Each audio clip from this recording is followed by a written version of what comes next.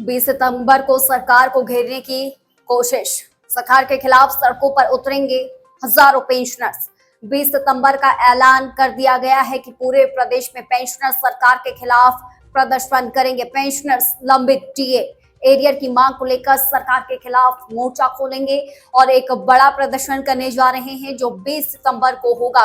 Pensioners की बहुत देनदारियां बाकी हैं जो पूर्व की सरकार के समय से चली आ रही हैं और इसका खामियाजा उन्हें इस वक्त भी भुगतना पड़ा, लेकिन अब ऐसा नहीं चलेगा। कर्मचारियों ने सीधे तौर पर ऐलान कर दिया है कि 20 सितंबर को सरकार के खिलाफ बड़ा प्रदर्शन डीए और एरियर सहित कई लंबी देनदारियों के ऊपर रहने वाला है।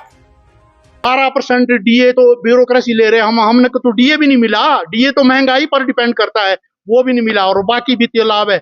इसके अलावा वित्तीय लाभ और महंगाई, अब तो जो ये पेंशन 10 तारीख को दे रही है सरकार, इसका हम घोर विरोध करते हैं। और इसी उपलक्ष्य में पूरे हिमाचल प्रदेश में हमारे 20 तारीख को हर जिला मुख्यालय में धरना प्रदर्शन होंगे और वहां से मांग जो है माननीय मुख्यमंत्री को थ्रू डीसी भेजी जाएगी। तो यही मैं आपसे कहना चाहता हूं।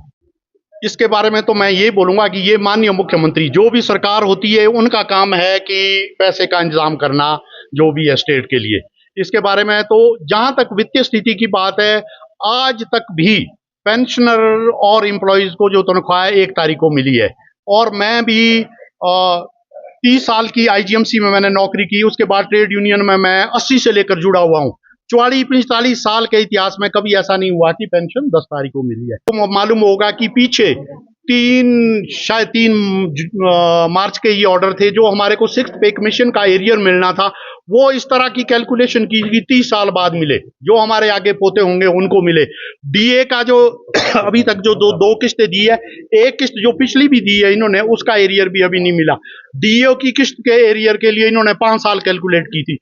पूरे प्रदेश में प्रदर्शन किया और विरोध किया कर्मचारियों ने और पेंशनर ने जो विरोध किया, उसके वो नोटिफिकेशन वापस आई।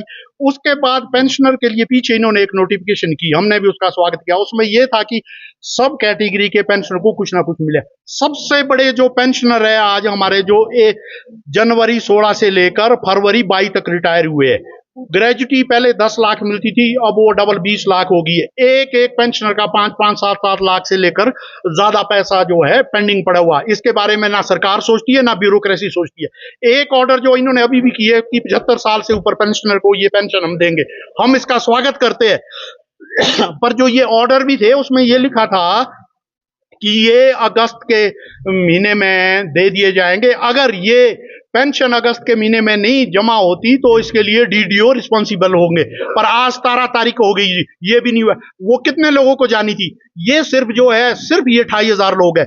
जो 46,000 लोग है वो पेंशनर है जो 2016 और 22 के बीच रिटायर हुए। हमारी हर लेवल में ये बात हो रही है कि आप कम से कम, आपने पहले भी घोषणा की थी, ये जो कैटेगरी है पेंशनर को मैक्सिमम इनका ड्यू सरकार के पास पड़ा है।